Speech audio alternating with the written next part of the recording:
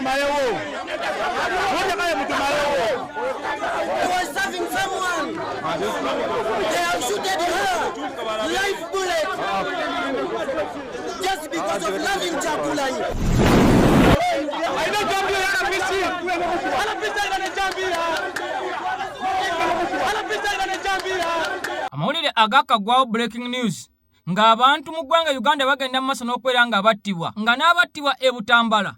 Omusanvu. Omisango gyateekebwa ku Muwanga Kivumbi. Kati wuliriza nnyo. Eggwanga erya America okutunulira bino byonna litadde amateeka amakakali ku nsi gye bayita Uganda. Wuliriza. Abakungu okusattira munda mu gavumenti ya Mwami Museveni, omusajja omukadde ow'enkofiira. Kaakati nno Jeno Muhoozi Kainerugaba asattira Lwakyagulanyi. Waliwo dokita avuddeyo n'atendereza n'atya n'obukodyo Kyagulanyi Ssentamu Mitembo bwasuza obutadde gavumenti ku bunkenke gw'abadde alowooza nti gavumenti eteredde entende era lwe balangirira Jeno Museveni lwe yatuula ewaka ne yeebaka. Ebigambo ogenda biwulira nga dokita akukakasa ng'akugamba nti Kyagulanyi kyafumba.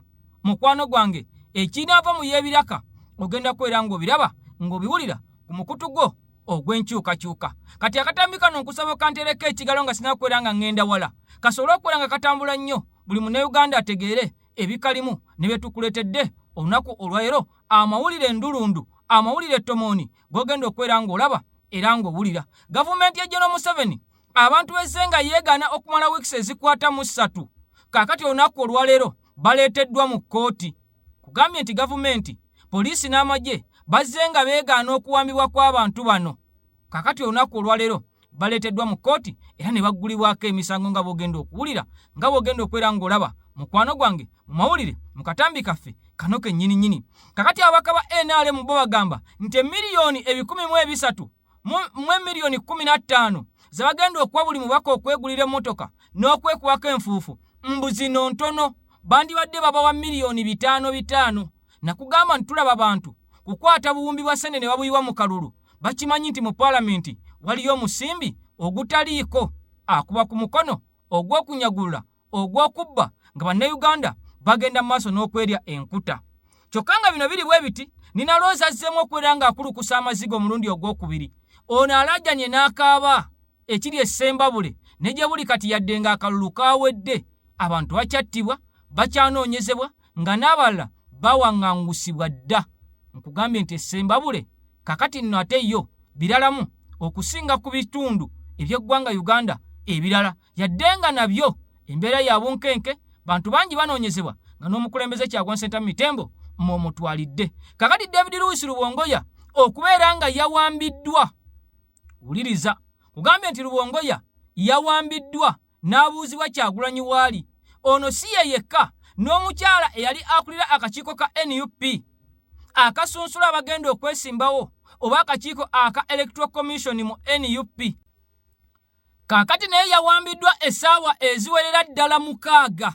Ono ng'akunyizibwa ng'abuuzibwa wa Mitembo gy'ali omukyala amanyikiddwa nga Kyamutaayi Harriet agenda kwera ng'akunnyonnyola mu katambi k'olunaku olwaleero. Kyokka nga waliwo embeera eteekeddwawo Bannayuganda ku mitimbagano.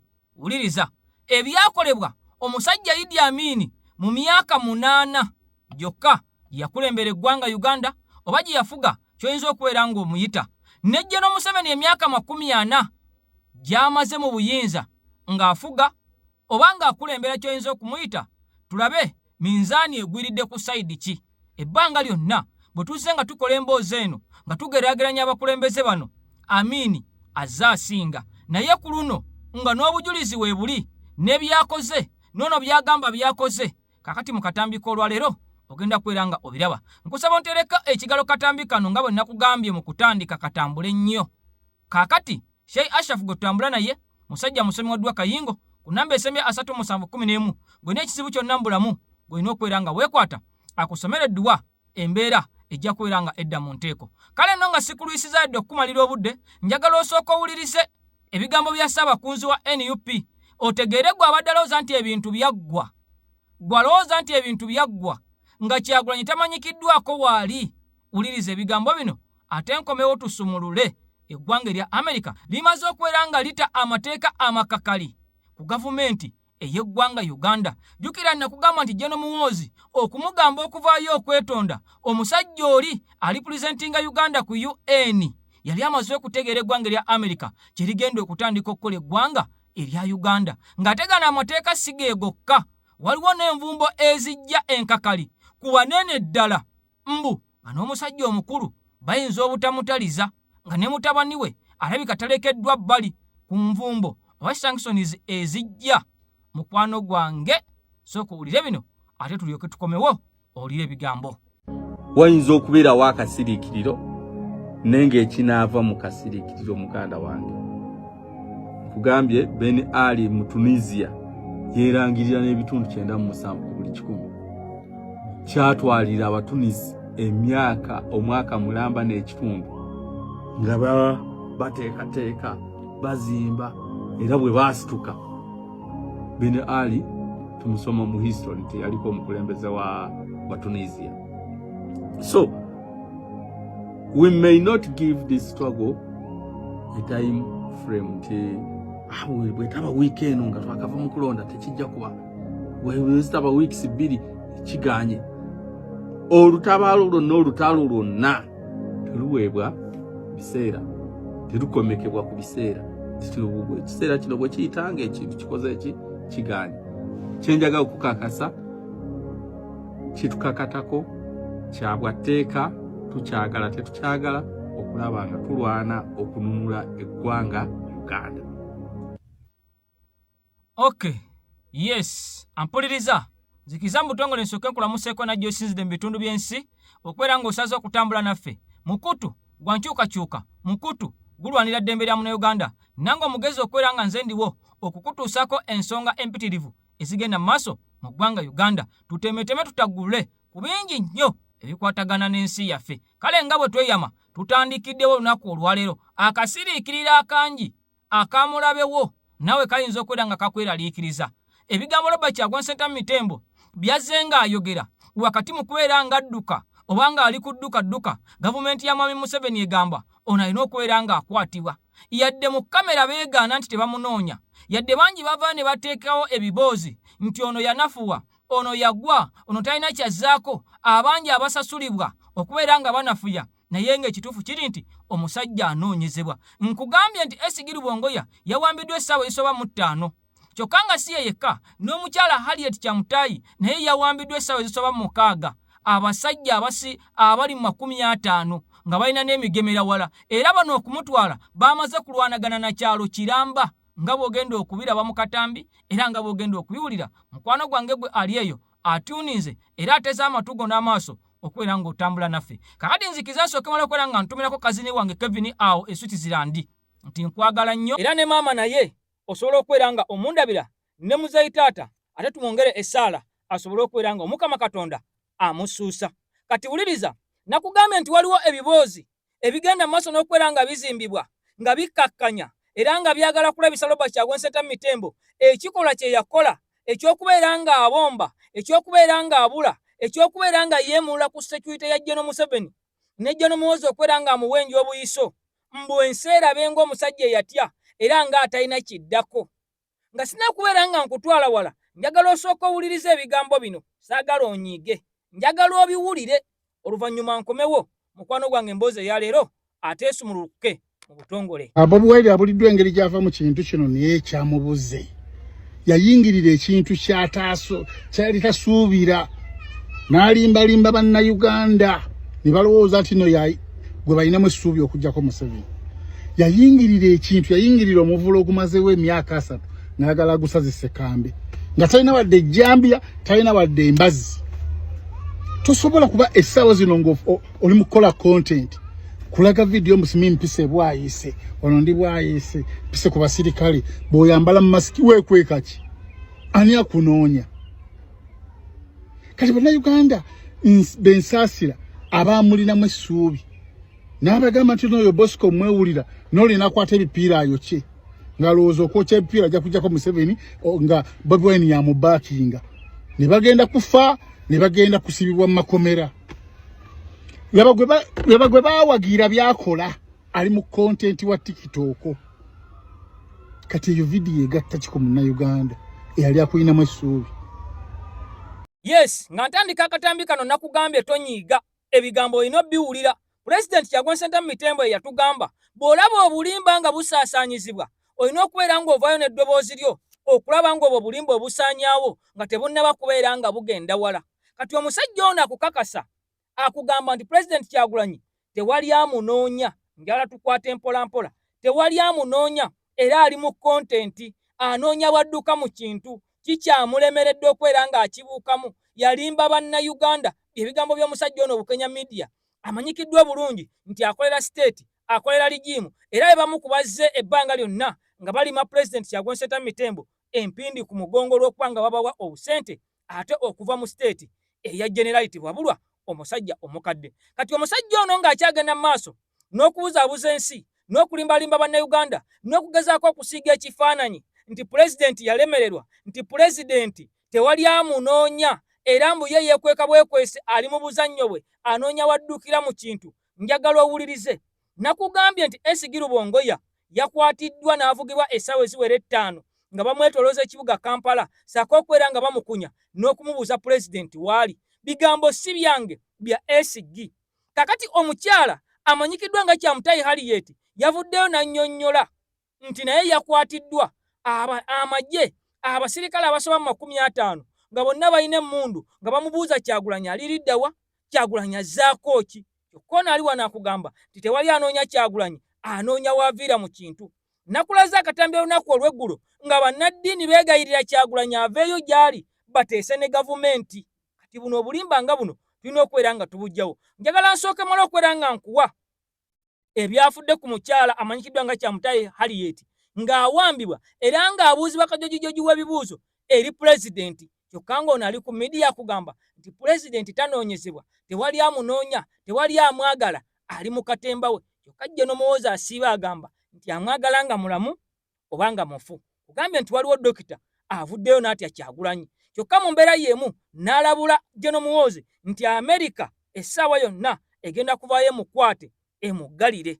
Wabula bino byonna nga tebinnaba kutuuka eno, waliwo n'amateeka amakakali eggwanga erya Amerika lye gamaze okubeera nga liisa ku ggwanga erya Uganda. Sooka owulire ebigambo bino ebisiimulawo ddala obulimba bw'abasajja nga bano abadda ku mitimbagano ate okwagala okwerabisa, okwetega kamera, beetema amaganzi ne balimba ensi emisana ttuku. Wulira Ssaabawandiisi w'ekibiina ekya NUP gwe bayita David Lewis Rubongoya bw'atyo yagenze maaso n'okweka nti yataddeyo amawulire n'ategeeza nti akulira ebyokulonda mu kakiiko akulira akakiiko k'ebyokulonda munda mu kibiina ekya NUP Kyamutayi Harriet yabadde agenze maaso n'okuba nti yabuziddwawo okusinziira ku David Lewis Rubongoya. N'agamba nti yabuziddwawo abasajja nga 50 bamukwata mondo nti bwe bagenze maaso n'okuba nti bamusalako era ne bamutwala nti abantu bagezezzaako okuteekawo embeera amasasi ne gavuga. Kakati okusinza ku David Lewis Rubongoya agambye nti ono bamututte mu maka ge mu kitundu eky'Embaale era ne bayaza n'essimu ze nti ekyabadde kisuubirwa nti jabadde amanyi Robert Kyagulanyi Ssentamu Bobi Wine waali.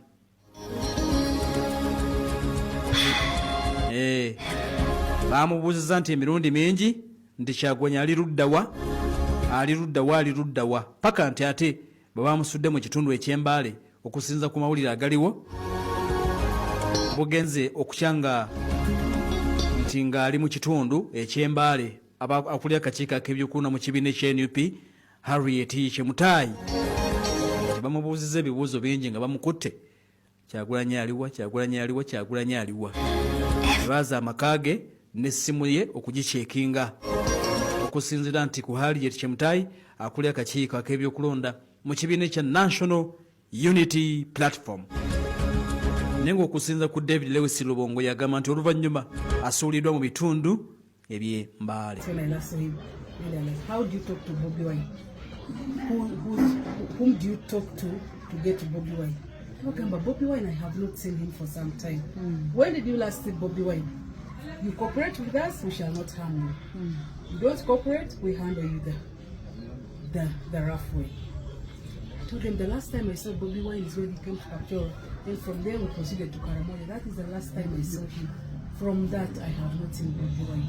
Kakati no balamu balugahale yasooka okwera nga avayo n'ategeeza nti President Kyagulanyi yadduka mu ggwanga era ali munda mu Kenya mu bisiko. Kyokka ne omusajja amanyikiddwa nga Bajjo naye n'avayo n'atandika okwera nga asaasanya amawulire ag'obulimba nti President Kyagulanyi yawaŋŋanguka.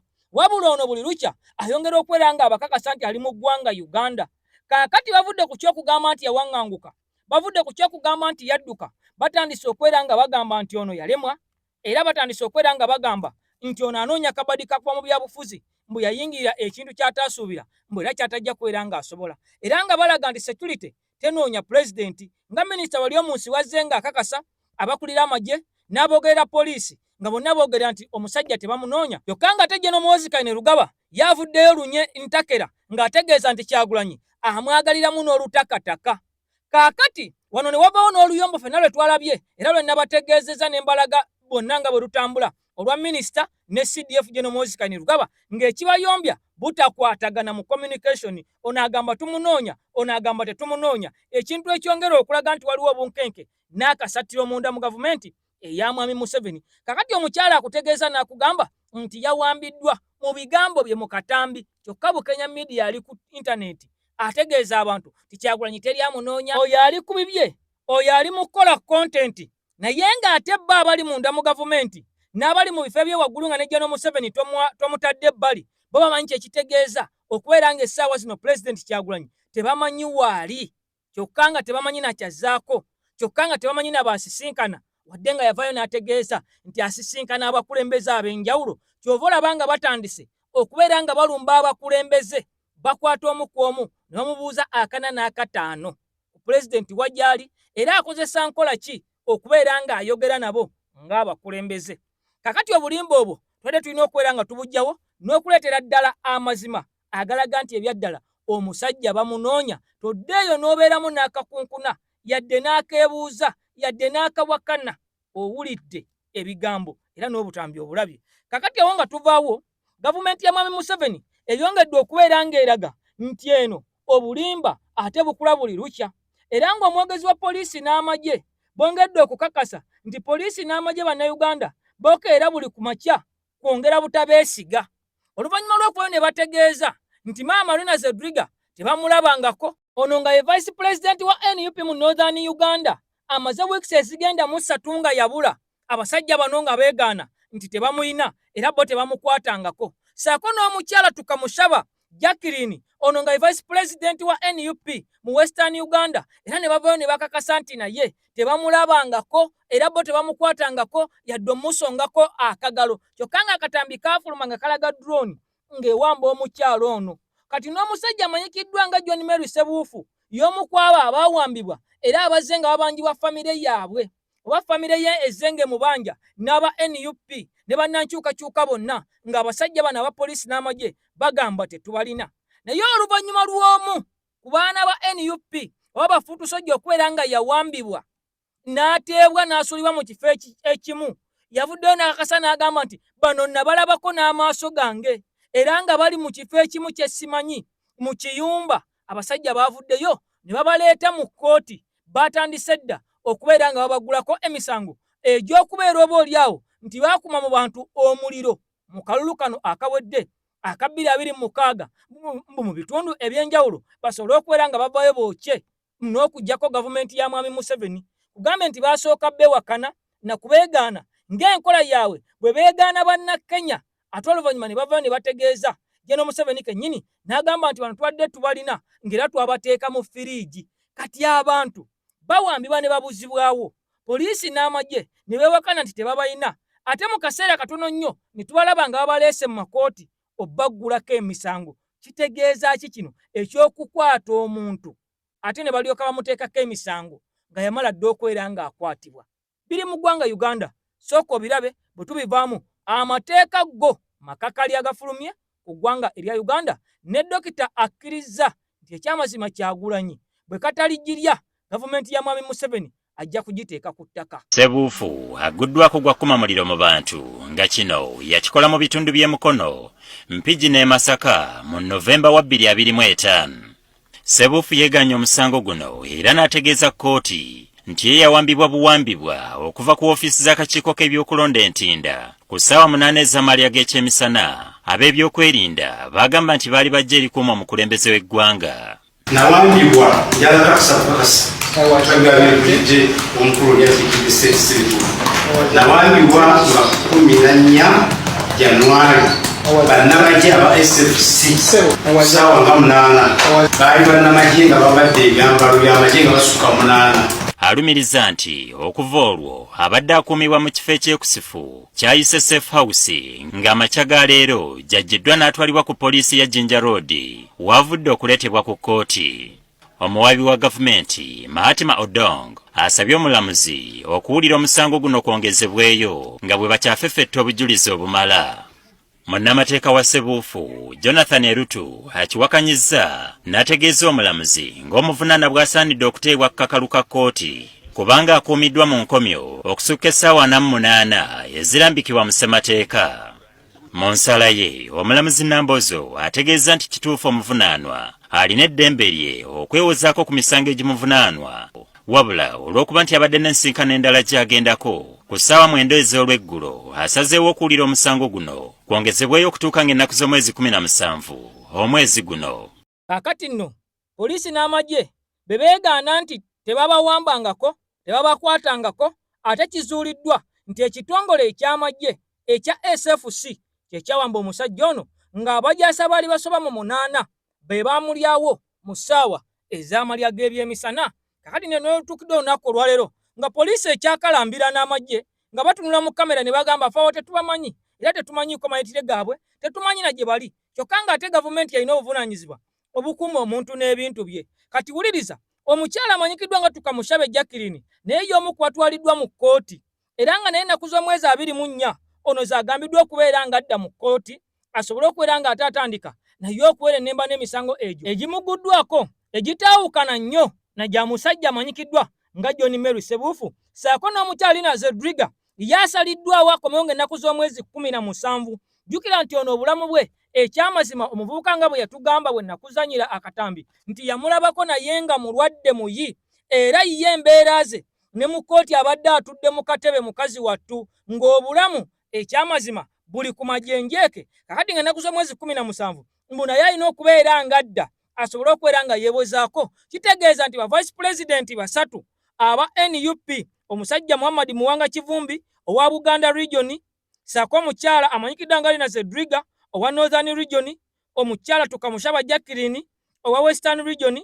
Kaakati omusajja oli owa Eastern region yekka yakyabulayo okubeera nga akwatibwa kyokka nga ne President Kyagulanyi naye ali ku dduka olwo abakulu ab'oku ntikko mu kibiina kya NUP General Museveni asobole okubeera nga abezza ssaako okubateeka mu nkomyo olwo abakalige bo ku misango gye bagamba nti tebagirinaako mutwe n'amagulu. Eggwanga Uganda awo we liri omusajja akugamba nti ekibiina kya NUP mbu kyabatujju kyabayeekera era kyabakifeesi. Kaakati okubeera nga akutte ba vice president bonna abaggalidde munda gw'ate omuntu ali emmere n'ogamba nti president tebamunoonya kati ate gwe mba nkwewuunya bwe banoonya abaana ewaka bonna ne babamalawo nga babateeka mu kkomera kati ate gwe n'ogamba nti kitaabwe tebamunoonya ate ng'abaana bakyabeera mu maka ga kitaabwe. Kati gwe oba oliko ki? Tugambe nti Bukenya ne banne abagamba nti Kyagulanyi tebamunoonya baliko ki? Kakati nawe bwe tuli eggwanga Uganda twongere okubeera nga tusabira ekibiina kya NUP wabula nga sinakubeera nga nkutwala wala ewa dokitaali avuddeyo n'akakasa President Kyagulanyi nti si wa bulijjo. Njagala nsooke enkuwa akatambi akakulaga omubaka wa NRM amanyikiddwa nga Sentaayi Muyanja ow'ebukoto West yavuddeyo n'ategeeza nti ba MP beetaaga ne baweebwa miliyoni ezikwata mu 5 mbu miliyoni 315 zino tezisobola kumala kugula mmotoka egenda kutambula myaka 5 beetaaga ne bagula emmotoka ya miliyoni 5 era bangu okubeera nga bateekawo ebbago lifuuka etteeka ng'omubaka aweebwa miliyoni 5 kubanga 315 mbu ntono nnyo kyokka jjukira ku bbanja lye babanja bannayuganda okwewola kwe tuzze nga twewola nga ensimi tuziteeka mu bintu ebitatugasa nga bino.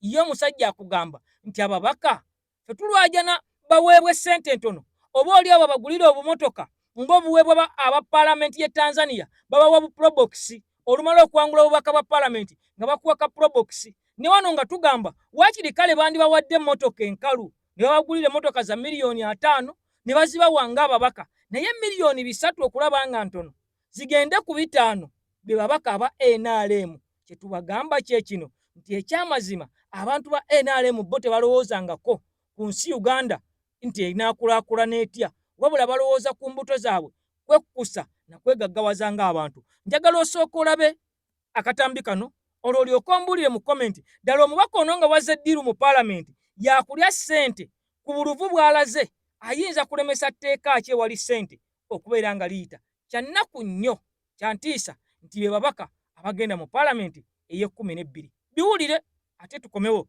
twolekere wa Dokitaali akakasiza Kyagulanyi nga n'amateeka agateekeddwayo eggwanga lya Amerika gakanze General Museveni. Ate ye Generali Muhoozi Kainerugaba CDF ali mu kusattira kakati n'ensobi gye yakoze oba era eyolekedde okubeera ng'emukubisa ekijji jeeke mbunga ne General Museveni naye tataliziddwa bwino ogenda kubeera ng'omulaba ku kiki ekijja twandiraba ku muntu ng'akubibwa jeeke mu ggwanga Uganda ensi n'ewuuma. Sentai Muyanja Honorable MP Bukoto West agamba nti miliyoni 3 ez'emmotoka tezimala, beetaaga emmotoka ya miliyoni 5. Njagala opendowooza yo Munnayuganda zenno bampera hanze. Omwami ono nga avaayo MP we Bukoto West ng'agamba nti ebyaddala emyaka 5 emmotoka ey'emiliyoni 3 ku ddaalya erya Honorable ne constituency kati nga eyiye eya Bukoto West ebyaddala emmotoka miliyoni 3 tono nnyo. Era n'agamba nti Parliament oba abakulu bande kitunuddemu ne babawa emiliyoni wazindaba 5.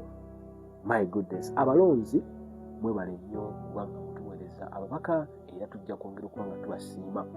Omubaka wammwe ab'e Bukoto gwe mwasindise omulundi guno omulala mu Parliament ey'e12 agambye nti ebyaddala emiliyoni 3 sente ntini nnyo, beetaaga emmotoka ya miliyoni 5. Mwebale ddala mumpe endowooza yammwe. Okay, kakati oyo ye mubaka wa Bukoto West yatandikiddewo okulaga omulugube, atandikiddewo okulaga omululu, atandikiddewo okulaga nti ye teyazze kukolera bantu, ye yazze nga ye kubeera nga yekkusa, kwegaggawaza, kwonoona ku nsimbi ya muwi w'omusolo, kwongera ku bbanja gwe Munnayuganda erya miliyoni 2 n'ezigwamu erikubangibwa buli muntu kabe mwana ng'azaaliddwa lunaku lwa leero. Yagamba miliyoni zirina kubeera 5. Twadde tukyakuba enduulu ku 3 yakugamba nti zirina kubeera 5 kubanga miliyoni 3 ntono nnyo. Abasajja bano bajja ne bateeka ensimbi mpitirivu mu bululu nga basuubira binene nnyo, nga basuubira omusimbi muyitirivu mu paalamenti. Bagenda mu paalamenti n'amabanja era nga bo bakimanyi bulungi nti Munnayuganda bo bagenda kutuuka eyo beekole bye beekola, beeyisize ssente balye. Gwe Munnayuganda ate mwana wattu ogende mu maaso n'okubeera ng'osasulira ebyo abasajja bye beeyagaliramu era bye balya nga bali mu paalamenti. Kati beebo abamu ku abo be muweereza ku mulundi guno. Ab'e Bukoto tubasaliyuutinze, mwotuweerezza, mwebale, mwatuwadde, kati nno twaniriza omuntu wammwe yooyo yatandikiddewo n'abalagirawo nti yazze kulya, tewali kirala kyamuleese mu paalamenti. Ono ojja musanga tateesa na kuteesa kubanga ye akulagiddewo nti mulamu ogusooka gwakubeera nga alowooza ku nsimbi yamuwi wa musolo, ate butya bayinza okubeera nga ate agyonoona. Kati nno bino byonna nga biri bwe biti nakugambe ndi Pulezidenti Kyagulanyi Ssentamu Mitembo asattiza, atambuza akannaginagi, atambuza serebu abanene abali mu ggwanga Uganda mu gavumenti eya Mwami Museveni. Olutuukidde olunaku olwaleero ng'ono anoonyezebwa ng'awenjezebwa era nga yateebwako abasajja abamunoonya ekiro n'emisana naye nga tannaba kubeera ng'alabikako, nga bwe nkulaze nti batandise okukwata abakulembeze aba NUP nga bababuuza 45 saako okubeera nga babakunya boogera omusajja ono waali na ngeri ki gy'akominiketingamu nabo. Kaakati bino byonna nga biri bwe biti, omusajja amanyikiddwa nga Dokita Kakensa mu byobufuzi okwetoola ensi yonna avuddeyo n'ategeeza nti Kyagulanyi si wa bulijjo era gwe alowooza nti Kyagulanyi wa bulijjo. Ebbanga lyonna lyavuddeyo n'atandika ekintu oluusi ne bamunenya bangi ne balaba ng'ekitajja kukola ate kimaliriza kifuukidde gavumenti akayinja mu ngatto, kimaliriza kifuukidde abalabe be kye baawalula. Omujjukira ku 5 ng'agamba Mathias Mpuuga nti amujje ku bwaloopu ensi yatya ng'aleeta Joel Ssenyonyi. Kyokka olutuukidde olunaku olwaleero nga Joel Ssenyonyi yeroopu abantu gwe batayagala ave ne ku bwaloopu.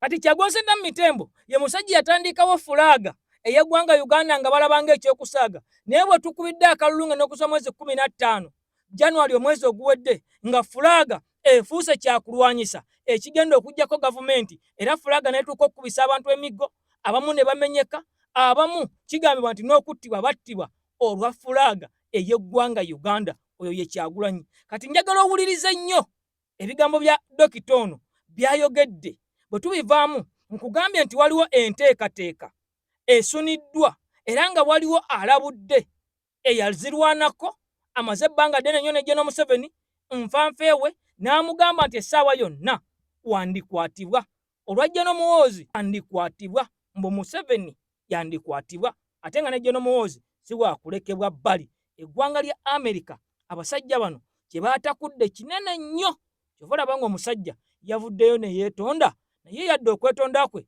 kwasuliddwa mu kasero amateeka gatandise okubeera nga gayiika. Kati ekinaawerekera amateeka ago ogenda kiwulira sooka owulire bya Dokita. Bobi Wine kyataddewo mu nnaku entono z'amaze mu byobufuzi kyekyokubeera ne predictable. Munnabyabufuzi ali ane predictable taba wa bulijjo. Kasita oba ng'oli predictable oba wa bulijjo nti kazi bwe kaze ku muzindaalo manyi kyagenda oba wa bulijjo. Ekimu ku kyolaba ku Bobi Wine kiwano kubeera ane predictable. Eyane predictability nkulu nnyo mu byobufuzi era erina kyemuyambye nti okubeera unpredictable. Ekisooka kibeerera kizibu botunka nabo. Kati eyane predictability era emuyambye nti emukuumidde mu mawulire. Nkugambye nti political capital akulanga capital omulala yenna nga capital w'omukaduuka ako bwakula ne political capital bwakula buli kintu kiba ne kikugattako. Kati ekimu kubigatta ku movement y'abano ye media visibility. Abamawulire babalabawo butereevu naye tekiva kuba nti babaagala, kiva kuba nti basetinga agenda. Munnabyabufuzi olina kusetinga agenda. Bobi Wine bukya balangirira campaign eno eri scientific n'ekisinde kye genda okole quantitative content analysis ategeera kyenjogerako ku mikutu gyonna ombuulire political formation ezimeka ezimusinza media appearance mu mikutu gyonna oba mu bubi oba mu bulungi. Bukya byabakama agamba nti tugenda mu scientific elections. Yakyasinze fact wabone gwena denjogera naye jjo ku nsonga yemu. Ekyo nkikubuliranga research omukugu. Lwaki nti kozesa methodology eya quantitative content analysis. Sagala omenyekere na ku ya qualitative content analysis. Kozesa quantitative kubeera ejja kuba nyangu. Obuuze formation ezimeka ezimusinze. Kati ogw'omukisa mu scientific yagukozesezza. Ekisooka okwekuumirayo nti mumwogerako, ekirala okuteekawo agenda. Kati agenda n'abe naali mbali mu kwogerako kino nti ate tukitidde okwogera obwogezi nti temukitidde mukkiriza nti abasetingidde agenda. Okay. Nti ye kabasetingira agenda mutambuliraawo. So ekyo kikulu mu kyagezaako okuzimba mu byobufuzi nti beera ng'oli ani predictable. Abantu kyebakuteebereza si kyokola. Kola ekyo kye batasuubira. Kikola amawulire, kikukuumire mu matu g'abantu, kitambuza ebyobufuzi. Yafuga gye bayita existential threat. Nti bakabwira muyaga. Ye waabaawo asomooza okubeerawo kwabwe. Kyagulanyi bw'abaawo asomooza okubawo kwabwe. Nga wonalaba akagabi n'empologoma. Okubeerawo kw'empologoma kusomooza okubaawo kw'akagabi tekalina kubaawo. Kati mu system mwenale mu system eno yonna Kyagulanyi okubaawo yafuka existential threat eribbo. Kati twajja mu kaluka neno nga NRM erina kukuba ejjewo Kyagulanyi. Ng'erina okugyayo amaanyi gaayo g'omu buto gonna ejje mukube aveewo agende. Naye kyamazima kiri kye nagamba nti n'amaanyi naye ge yakozesa countering forces zino zonna zibadde zimwetoolodde okujja okubanga ali mu mbeera ennupu gy'erimu olwayo kati kakiteeke ku nnupu. Abalungi abatuwuliriza era abatulaba olunaku olwaleero tukyaddeko ewa Sheikh Ashraf Dembe. Sebo sanyusa okubalaba. Amannya agange ye Sheikh Ashraf Dembe akola ku bizibu by'enjawulo. Omuntu singa aba alina ebirwadde musomereddwa tunywa amazzi ga lukuya nga bw'obadde ogalaba tugenda abantu ku kyoto ne twokya emizimu emibi egiba okulabaamu n'okulomba edduwa abantu singa abeera ng'ali wano atuuse sobola okumulombera edduwa ne waba atatuuse nga mpadde amannya ge naye ng'ali wala neetaase ennamba yange yeeno eri 0701763711 nammwe bannyinaffe abali ebweru oyagala okuba nti oyagala okulombera ku dduwa ng'olina ebizibu viza zibuze amaka gakolongotana sente zikola zimpita mu ngalo ojja kumpeereza ekifaananyi kyo n'amannya go ebyo byokka bijja kummala nja kukulombera edduwa ojja kutereera olunaku olusembayo mu mwezi mba n'edduwa eyawamu ffenna n'abalwadde bange abakadde n'abapya. Salaamu alaikum warahmatullahi wabarakatuh. Kakati nno omusajja ono tannaba kubeera nga azikiza, tannaba kubeera nga akoma kuteeka gavumenti ya Mwami Museveni ku nninga, era ne bwe yabula ng'abadduseeko nga baagala okwera nga bamukwata okusinziira ku ye nga bw'ayogera ne gye buli kati emboozi ebali ku mumwa kwe kunoonya Kyagulanyi. Bwe batagamba nti tumunoonya bagamba tetumunoonya, bwe batagamba nti tetumunoonya babeera mu maka ge ate nga bageefuze n'okugafuula balakisi. Kakati nno bino byonna Kyagulanyi Ssentamu Mitembo ky'oba olina okwera ng'omanya nti okukwata ekkubo okubulawo. Lowooza nti yakola nsobi, lowooza nti yakikola takimanyi era yakikola takigenderedde. Azze ng'alaba ebbanga lyonna nga Gen. Museveni abantu bonna abazze nga bamuvuganya bw'abakwata abateeka mu maka gaabwe n'abanga asobola okulaba naki ekigenda mu maaso buli lunaku. Boosisinkana abalaba bayagala n'abayisaawo, batayagala n'abakuumira ebweru w'ekikomera ne batasobola kwera nga bakusisinkana. Kakati Kyagulanyi kye yakola kwe kubeera nga yatoloka yamuddukako n'abanga asobola okusisinkana buli gwayagala. Oluusi ne tumulabako ne ku mawulire ag'emikutu egisinga obunene ku nsi kuno ng'ayogerako ne international community. Kino Gen. Museveni kyasinga okubeera nga tayagala era ne kisinga okubeera nga ate oba oliawo kimuteeka ku bunkenke. Kaakati nakugambyeko ku lutalo lwa Idi Amin ne Gen. Museveni terugenda kubeera nga luggwa kati, kubanga abasajja bano balabika nga Gen. Museveni alina akaluyi k'amaanyi nnyo ku musajja Idi Amin. Naye nga sinakubeera nga nkutwalaawo, njagala otegere nti eggwanga erya Amerika lyamaze dda okubeera nga liseetinga amateeka amakakali ku ggwanga Uganda, era ng'obunkenke essaawa y'olunaku olwaleero eggwanga erya Amerika lyamaze dda okubeera nga libuteekawo. Okuvaayo Gen. Muhoozi n'alirumba omusajja n'ategeeza seneta titugenda kubaako ne kye tukola, yalowooza byakusaaga. Bwe yavaayo ne yeetonda ng'omusajja amanyikiddwa nga Ayebale Adoniya atuula wali ku UN representative w'eggwanga Uganda amulabudde. Kakati abasajja batandise okubeera nga basindika amateeka amakambwe, amateeka amakakali ku ggwanga Uganda, era nga bano tebatandikidde walala, batandikidde ku pasipooti okubeera nga visa ezigenda okukoonebwamu okugenda mu ggwanga erya Amerika maziga nnaku nakwazira n'eri buli munnayuganda abadde alowooza okwata miliyoni ze 2 miliyoni ze 3 ogenda mu ggwanga erya Amerika tekikyasoboka. Kati olina okubeera n'ezikutwala, olina okubeera n'ezigenda okukubeeramu, ate olina okubeera n'ez'omusingo. Abasajja batandise okuteekako ekigere. Nkugambye nti bino bwe biggwa ebya visa ey'eggwanga lya Amerika waliwo sanctions enzito byogenda okuwulira. Sooka owulire ebya visa, ate bw'obanga wabiwuliddeko leka abatannabiwulira babiwulire.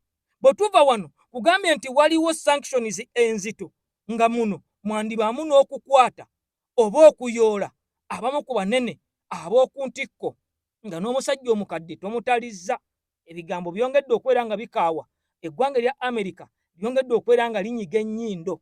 Kaakati no Gen. Muhoozi abadde aginyiganyiga yakaabye dda omusaayi, ebigambo byayonoonese dda. Sooka biwulire ebya visa bwe tubivaamu nkugambye nti ekiri ku mimwa gy'Omumerika, ekiri ku bwongo bw'Omumerika kulaga Uganda nti tesobola, terisobola, ate tebaligezaako. Ekitebe kya Amerika mu Uganda kituuzizza olukuŋŋaana lw'abannamawulire mu kikkaatiriza ku bukwakkulizo obw'enjawulo ku nsonga y'okufuna visa ya Amerika, era bano babadde wamu n'abakungu okuva mu minisitule ekola ku nsonga z'ebweru w'eggwanga.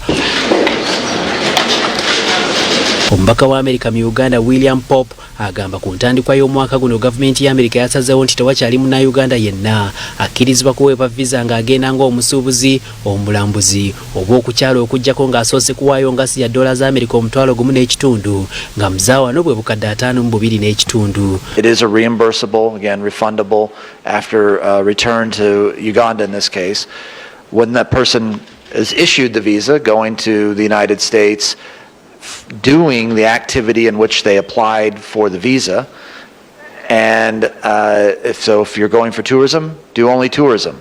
If you're doing business, do only business. That means no work permit, that means not studying. Kyokka omubaka wa Amerika era agamba Uganda yagattiddwa dda ku mawanga 75 agatakkirizibwa kuweebwa visa za Amerika ng'omulama gw'abagendayo gwa kubeererayo ddala. There's been a number of countries over the last year that have participated or been part of the program.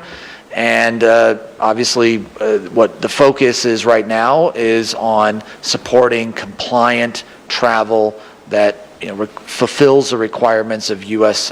immigration law. So that's really what's going to determine going forward if there are changes in the pilot here or in other countries. Amerika era egamba eyongedde okumyumyula ku bibonerezo eri abo bonna abalimba nga basaba visa zaayo kosa n'abo abeekyusa ne batakola kyabaweesa visa zino nga batuuse mu ggwanga lya Amerika era yenna anaakwatibwa yeerinde ebibonerezo omuli n'ekyokumuteekako envumbo ez'obutaddamu kulinnya kigere mu ggwanga eryo. Individuals who intentionally provide inaccurate information on visa applications during their interviews will not get a visa and may be permanently ineligible to travel to the United States.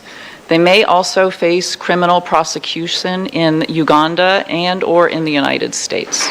Margaret Kafeero omwogezi wa minisitule y'ensonga z'ebweru w'eggwanga agamba kino kivudde ku bannayuganda abamu abasoose okutyoboola n'okulimba nga bafuna visa za Amerika era be baviiriddeko n'amateeka gano okubeera amakakali. It is true that Ugandans are misusing visas. Not very many, by the way. But part of the reason this is important is it only takes a few to ruin it for everybody else. And those few are the ones that are making it harder for other Ugandans to secure visas. Ate ye Evans aliyabaho omukungu okuva mu minisitule eno agattako nti munnayuganda yenna aneetantala okugenda mu Amerika ng'alimbye oba n'atuuka mu Amerika n'apalapalanya ebinaddako yeenenyanga yekka. Awo tuli abasajja batandise okubeera ng'ennyindo ate mwana wattu bagisangula omusaayi. Jeno Mozikane Rugaba yavaayo n'alumba abasajja bano mirundi mingi azze ng'abasojja naye seneta bwe yavuddeyo n'ategeeza nti okwetondaako tekukkiriziddwa era tugenda kusigala nga tugenda mu maaso n'ebyo bye tuteekateeka okutuusa ku ggwanga Uganda. Omusajja yabadde tasaaga. Seneta wa Foreign Relations kakati n'ebigambo ayongedde okwera nga biwamu omunyu n'embeera okugikaaya eri bannayuganda. Ffenna ebigambo byatuweddeko dda abasajja abadde balowooza oba oliawo okugendako mu ggwanga lino erya Amerika. Kakati omusajja akugamba nti olina okubeera ne miliyoni za ssente mukwano gwange ezisoba mu bukadde 50 kati okugenda mu ggwanga erya Amerika ng'ate ogwo musingo era nga togenda zikozesa yadde n'ekikumi. Kitegeeza olina okubeerawo nezogenda okozesa, olina okubeerawo nezogenda okwera nga oba oliawo otambuza kakati nga ziri ku mabbali olwo olyoka oyingira eggwanga erya Amerika. Naye bwe kakutanda n'okola ensobi nazo zikusala oyinza okukoma ku kisaawe oba okukoma mu bwengulale bw'eggwanga erya Amerika n'otalinyana ku kisaawe kyabwe n'odda mu ggwanga erya Uganda. Abasajja batandise okwera nga batuusa ku kikaliriro. Abasajja tebasaaga. Kati biro byonna nga bigenda mu maaso ate waliwo bwino omulala afulumye alaga nti ekijja si kyangu yadde nga ffe tukyali ku bya visa tukyakaabya kajanja. Abasajja baseetinga kinene n'ekisinga wano ng'abamu ku banene bagenda kubeera nga tebakkirizibwa kulinnya mu ggwanga lya Amerika, kulinnya mu ggwanga lyonna erikonagana n'eggwanga erya Amerika, ng'abamu ku abo CDF ali ku lisiti yeno. Wuliriza nkugambye nti omusajja aleese bwino mukwano gwa General Museveni wa NRM lukulwe agamba nti ekijja kyandibanga si muntu n'abasajja bano bandikubibwa jeeke ne bakwatibwa. Ebigambo bya musajja wa NRM agambe General Muhoozi ne General Museveni akatuke boolekedde Kyagulanyi w'abatuusizza abakozesezza ensobi era abasajja Abamerika balowooza n'ekyokubakwata. Njagala obiwulire bw'obivaamu olabe embiranye eri wakati wa Amini ne General Museveni nga bonna boolesa ebikoleddwa. Okakase nti omusajja mu myaka 8 singa ye yakwata emyaka 40 eggwanga Uganda twandibadde mu Afrika muno nga tunyumizibwako bunyumizibwa. Twandibadde nga zi South Africa zeegomba wano. Twandibadde nga tulina Abawalabu abajja okukuba ebyeyo wano. Bannayuganda bandibadde balangira, bandibadde bambejja okusinziira ku musajja bye yakola mu myaka 8. Sooka owulire ebiva mu Amerika. kugambye nti abasajja owa NRM alese bwino nvanve wa General Museveni ng'agamba nti omusajja essaawa yonna jeke zimulya. Ulira bino byonna ebigenda mu Amerika ebimu bivunaanibwa ono bw'aba yabifulumya naye ne ku mukulembeze bimugendako. Kati obuuziza ekibuuzo lwaki tamunenya, lwaki tamukomako ne bwe tubeera eri kuba bino kitegeeza omaze omuteekako omusango. Lwaki omwana we akola bino n'otomukola ki?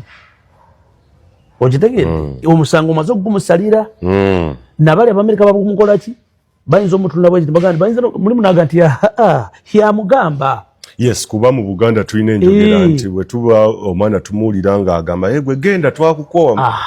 Kakati bayinza okuba n'endowooza baga nti anti oli yamukola ki? Ono si yayogera. Si yayogera oli yakola ki? Kakati ebintu ebyo byonna bitulina okwegendereza. Muzeeyi tekimuleetera obuzibu. Bireeta bukulembeze bwo ng'otudde mu kintu. Ova olaba nti no omuntu yenna bw'amala okubeera mu ofiisi esalawo. Baakugamba nti yali ani? Yali Obama. Yali Obama ng'agenda okulumba, yali agenda kulumba kukwata ono omusajja Bin Laden. Osama Bin Laden. Baamugamba nti tugenda okulumba Bin Laden, naye bino bye bivaamu. Bwe tulumba Bin Laden ne tumiisinga ne tamufuna tulina kalulu kaddako. Sanje ekyokubiri mmye. Tokirina. Naye bwe tulumba era successful. Tolina buzibu. Nene kino tetuli 10 ku 10, tuli 9 ku 10. Tetuli sure nti omusajja no bamutogambye wakola ki. Kakati gwe salawo. Obama yasirika. Kisanja Bin Laden. Bwe yanula kutaka bwana akomya amaziga nagandi mu mulumbe. Nakkiriza sijja kudda kuba president. Kakati mulimu ebyokwefiiriza mu bukulembeze. President alina walina okwefiiririzaamu mu bimu nti kino nkifunamu kuba kati essaawa eno waali takyekolereranga ye naye byonna byonna byakola aleme kwetunulako ng'omuntu atunulye future y'abazzukulu. Yes. Idi Amin Dada byakolera Uganda ne President Museveni byakoledde Uganda. Ani asinze munne okulaga omutima gw'eggwanga oba okulaga nti ayagala Uganda? Omwana yambuziza ekibuuzo ekyo nenjagala nkidduke naye bwe ndi omunoonyereza ate era yakola political education neŋŋamba nze kambalage bennyini mwesalirewo. Uganda will be independent after this, my decision, after I want to see that the whole Kampala street is not full of Indians. It must be proper black and administration in those shops is run by the video eyo Idi Amin bali bamubuuza lwaki yagoba aba Asian oba abayindi. Kyava agamba nti yali ayagala amaduuka mu Kampala administration yago edde mu mikono gy'Abannayuganda abaddugavu. Nsuubira ekyo kyokka kimala okulaga nti ono yali mwoyo gwa ggwanga. Oba nkwongera ebirala ku mulembe gwa Amin Uganda Airlines yalina ennyonyi 45 eziriwo kati ndowooza gw'ozimanyi era Uganda Airlines yakomawo ddi. Ku mulembe gwa Amin Sheraton Hotel yali ya government. Saawa eno y'Abamerika eyali Grand Imperial Hotel yali ya government ku mulembe gwa Amin. Saawa eno muyindi yenna nnyiniyo. Eyali Supik Resort oba yali Supik Hotel ndowooza kati ye Supik Resort Hotel ani nnyiniyo muyindi kati naye yali ya government. Omusajja ono yazimba Teachers Training College e Shimoni. Awo saawa eno biri mu mikono gya bayindi. Nairo Mashonies zino nno z'olaba abakozi ba gavumenti mwe baasulanga. Ne saawa eno abayindi baatwalawo. Mwoyo gwa ggwanga. Doctors Village wano nno abasawo b'emulago we baasulanga gavumenti yazimbawo amayumba nga abasawo b'emulago we basula ne kati saawa eno omuyindi yatwalawo dda Sailing Club ejjinja mweya Safari Lodge menye kindekeki kati saawa eno ezo zombi za madivani zaali za gavumenti kati ani mwoyo gwa ggwanga abakulembeze bazzenga baba babuuza nti gwolemedde ku bukulembeze abantu bakulaga nti tebakyenyumiriza mu bukulembeze bwo towuliramukko bulumi akugamba nze nkolera bazzukulu bange so sikolera abantu ani mwoyo gwa ggwanga nkulazeeko bino weesalirewo zimpooma satellite ezo zonna kati ani mwoyo gwa ggwanga waffe eriyo balakisi naye mu balakisi muno mulimu akafo ke baazimba komanda ayimirirengako ng'awa supiiki naye akafo kano buli lunaku baali baka deployingako abajasi babiri okagaadinga nga buli komanda ajja eyo ligasi yagikwata abantu aba abajasi babiri bakakuuma ekiro lumu baleeta komanda asanga badeployinga kyava abuuza nti wano awataliiwo kyabugagga kyonna lwaki tudeployingawo abantu ababiri abuuliriza mu balakisi omwo tewali akimanyi n'addayo anoonyereze ku bakomanda abaasooka mu balakisi omwo ne bamugamba kino kyatandika ku mulembe gwa Zakaliya Jeno Zakaliya akubira Jeno Zakaliya nga yali tayalinga ne mu magye akaddiye Jeno Zakaliya amugamba awo bacha deployingawo inti bwe bali bazimba akafu ako ekiro embwa zajja ne zoonoonawo kaakati ne baddamu okutereeza nga bamaze okutereeza ne basalawo batiikewo abasirikale babiri bakuumewo paka nga wakaze unfortunately Jeno Zakaliya ekiro yarisiivinga baluwa ye eya transfer era ku makya yakeereramu kugenda gye baali bamutadde kati omupya eyaddira Zakaliya mu bigere yasanga bano badeployinzewo babiri n'agamba okay ndowooza bwekiro bwe kiri ate jjukira mu magye tobuuza none eyaddira Zakaliya mu bigere n'ateekangawo babiri oyo n'avaawo omulala n'ajja n'ateekawo kati ono bwe yajja okunoonyereza kyava akizuula nti kiri kyali kya lunaku lumu bbiri wakale naye olw'okubanga eyakitandika yali avuddewo abaamuddira mu bigere baasigala bagoberera kyekyoli without asking kyekyo kye baatuteekamu amini abamuwandiikako abasinga bamuwandiikako bibi naye ensonga lwaki bamuwandiikako ebyo lwakubanga yali enemy waabwe bw'amala okukola statement nga zino I have only come here for 5 minutes. I have come as a president of the Republic of Uganda, and also I am speaking as a great man who is the conqueror of the British Empire.